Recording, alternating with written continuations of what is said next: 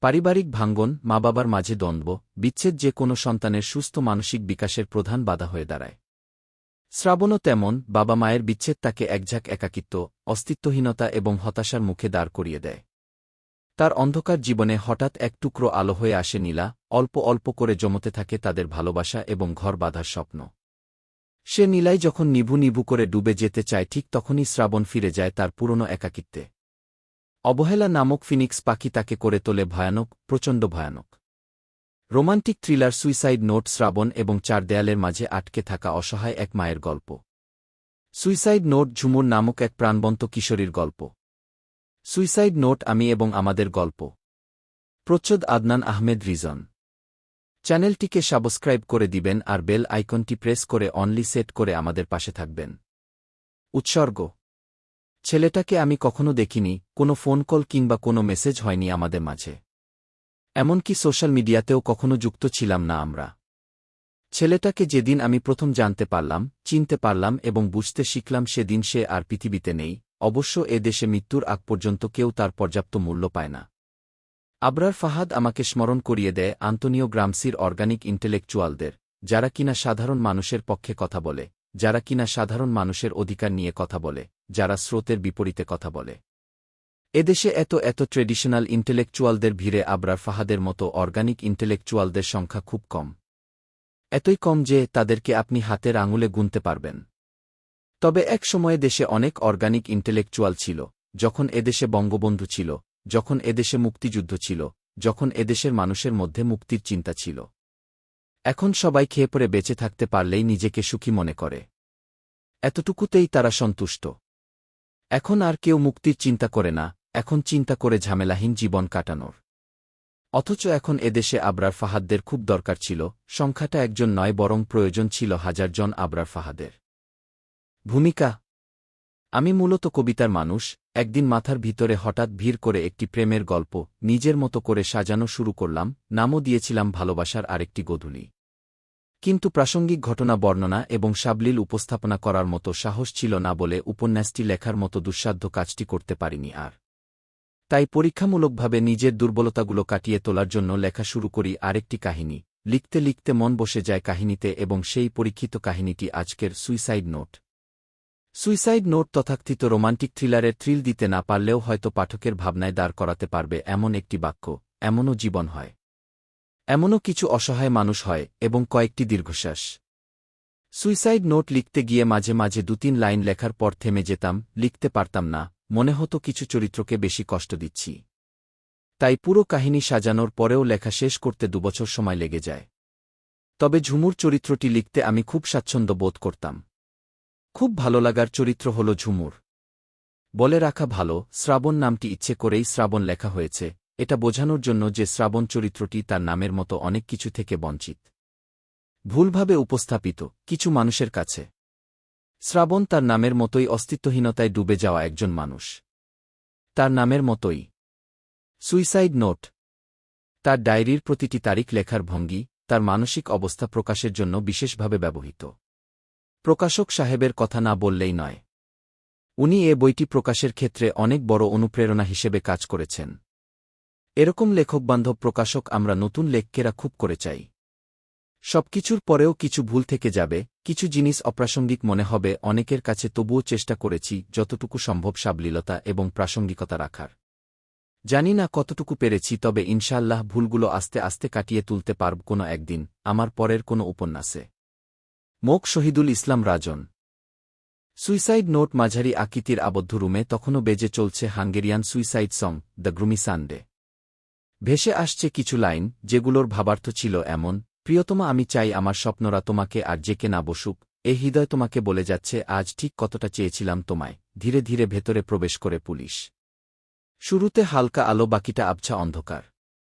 মেঝেতে রক্তের ফোয়ারা, সাথে ছোট ছোট মাংসের টুকরো, টেবিলে বৃহৎ হাত পা, মাথা, চোখ, টুকরো টুকরো করে সাজানো সব যেন সাজিয়ে রাখা হয়েছে কোনো প্রদর্শনীর জন্য। কাটা অংশগুলো দেখে বোঝার উপায় নেই অংশগুলো ঠিক কার শরীরের। নিচে পড়ে আছে Wuthering Heights, tragedy plus time, my father before me, by the time you read this I will be dead, I was here. কাভারে লেগে আছে ফোটা ফোটা রক্ত।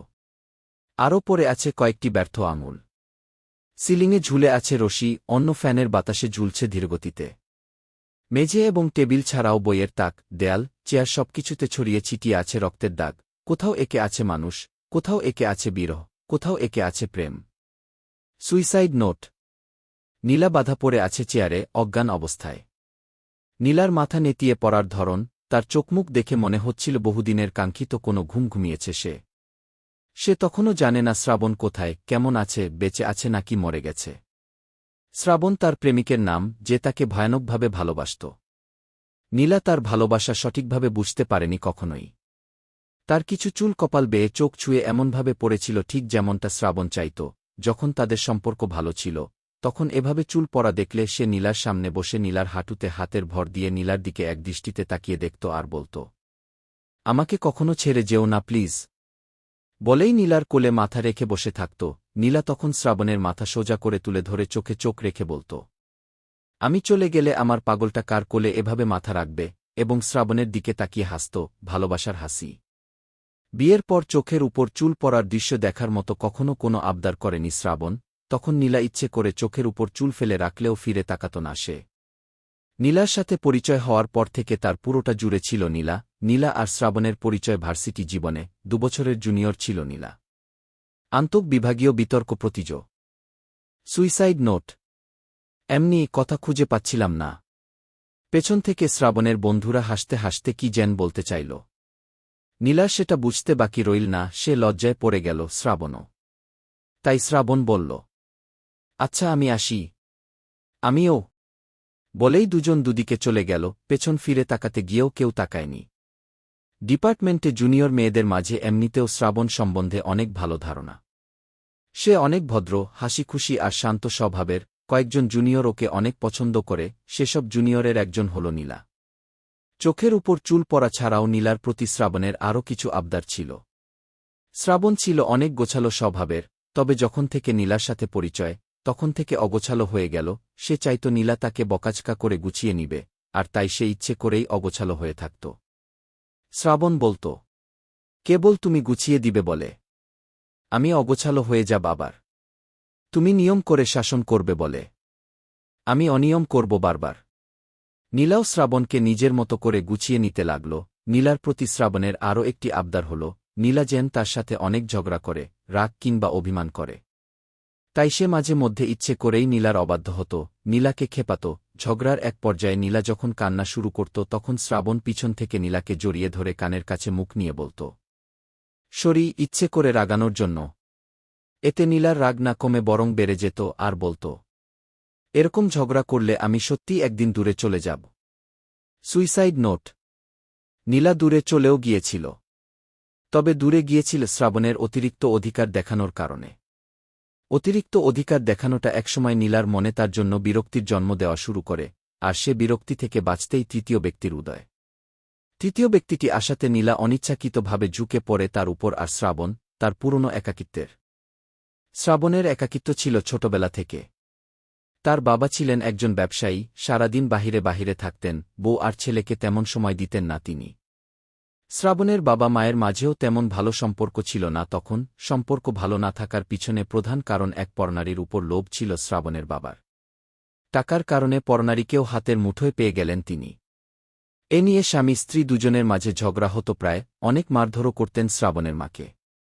রাতে যখন ঘুম ভেঙে গিয়ে মারধরের শব্দ কানে আসত শ্রাবণের, তখন সে বিষয়টা মেনে নিতে পারত না। শ্রাবণের মা যখন একা একটি রুমে এসে কান্না করতেন, সে তখন আড়াল থেকে দাঁড়িয়ে দাঁড়িয়ে মাকে দেখত, কখনো কাছে যেত না মায়ের।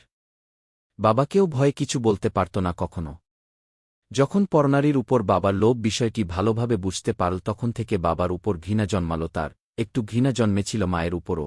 ঠিক তখন এখন তিনি দ্বিতীয় বিয়েতে মত দিলেন। মত দেওয়া ছাড়া আর কিছু করার ছিল না মায়ের। শ্রাবণের মায়ের দ্বিতীয় বিয়ে হয়েছিল ছাড়াছাড়ি হওয়ার কয়েক মাস পর। শ্রাবণ তখন বিশ্ববিদ্যালয়ের ছাত্র। বাবা মায়ের ছাড়াছাড়ি হওয়ার আগ পর্যন্ত সে তার বাবা মায়ের রুম থেকে সবচেয়ে দূরের রুমে থাকার চেষ্টা করত, যেন মায়ের কান্নার আওয়াজ তার কানে আর না আসে। সবকিছুর পরেও প্রায় প্রতিদিন ঘুম ভেঙে যেত তার। প্রতিদিন মায়ের রুমের পাশে দাঁড়িয়ে থাকা হতো অনেকক্ষণ। এ যেন এক নিত্যদিনের অভ্যাস, এ যেন এক নাবলা দায়িত্ব। শ্রাবণের মা আরও আগেই ভাইদের কাছে চলে যেতেন যদি শ্রাবণ না থাকত। শ্রাবণের কথা ভেবেই তিনি যন্ত্রণা বয়ে এসেছিলেন। মায়ের কষ্ট শ্রাবণ বুঝত, শুধু মুখ ফুটে মাকে কিছু বলত। Suicide note. না। মা চলে যাওয়ার পর শ্রাবণ আরও একা হয়ে গেল। তবে একটা কথা ভেবে শ্রাবণ নিজেকে সান্ত্বনা দিত। সান্ত্বনা দিত এই বলে যে মায়ের মার খাওয়ার শব্দ কিংবা তারপরের কান্নার শব্দ তাকে শুনতে হবে না আর। তবুও প্রতি মধ্যরাতে ঘুম ভেঙে যেত শ্রাবণের, মামা বলেই চিৎকার দিয়ে জেগে উঠত সে। শ্রাবণের মা চলে যাওয়ার কয়েকদিন পরে তার বাবা দ্বিতীয় বিয়ে করলেন, সেই পরনারীকেই। বিশ্ববিদ্যালয়ের কিছু বন্ধু, যারা জেনে গিয়েছিল শ্রাবণের সব, তারা প্রায় নিজেদের মাঝে শ্রাবণকে নিয়ে হাসাহাসি করত তার বাবাকে নিয়ে, বাবার সেই পরনারী, এমনকি তার মাকে নিয়েও। বন্ধুদের কথাগুলো বুঝতে পেরে কারো সাথে মিশতে চাইত না শ্রাবণ, একা একা থাকত। মা চলে যাওয়ার পর বাসা তার কাছে এক যন্ত্রণা এবং দুঃস্বপ্নের নাম হয়ে দাঁড়াল। যে বাসায় তার মায়ের সকল স্মৃতি, যে বাসা মধ্যরাত হলে ঘুমের ঘোরে তাকে নিয়ে যেত মায়ের রুমের কাছে, যে বাসায় পরবর্তীতে তার মায়ের আসন দখল করল, সেই পরনারীটি সে বাসাতে আর কোনোভাবেই থাকতে পারছিল না শ্রাবণ। তাই বাবাকে জানাল তার প্রথম চাওয়া। আমি কিছু কথা বলতে চাই, কথাগুলো হয়তো আপনি জানেন, কিংবা না জানলেও আমি বলার পর খুব সহজে বুঝতে পারবেন কথাগুলোর কারণ। এ বাসায় থাকতে আমার একটুও ভালো লাগছে না আর, এবং কেন লাগছে না তা আপনি খুব ভালো করে জানেন। আশা করি কিছু বলতে হবে না এ বিষয়ে। আমি চাই আমাকে বিশ্ববিদ্যালয়ের পাশে একটি মেস কিংবা একটি ছোটখাটো বাসা ভাড়া করে সেখানে থাকার সুযোগ করে দিন। এতে আমি অনেক উপকৃত হব। সবকিছুর পরে বাবাও ছেলের কষ্ট বুঝত, তাই ছেলের কথামতো এক পাঁচতলা দালানের চিলেকোঠার ঘর ভাড়া করে দিলেন, ব্যাংকে অ্যাকাউন্ট খুলে দিলেন, নিয়ম করে প্রতি মাসে টাকা পাঠাতেন তিনি। চিলেকোঠার ঘরটি খুব পছন্দ হল শ্রাবণের, নিজের মতো করে একাকী। Suicide note. থাকতে চাইত বলেই ঘরটি তার খুব বেশি পছন্দের। ঘরটি পছন্দ হওয়ার আরও বড় দুটি কারণ হল, তার আগের ঘরে অনেক বেশি অন্ধকার ছিল, আলো আসত না তেমন। আর চিলেকোঠার ঘরটিতে অন্ধকারের পাশাপাশি মাঝে মাঝে কিছু আলো আসত।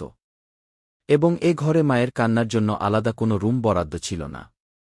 মায়ের বিয়ের পর মাকে বলা তার প্রথম প্রশ্নটি ছিল, আপনাকে এত করে বললাম তার পরেও বিয়েটা করলেন, এ বিয়েটা না করলে হতো না?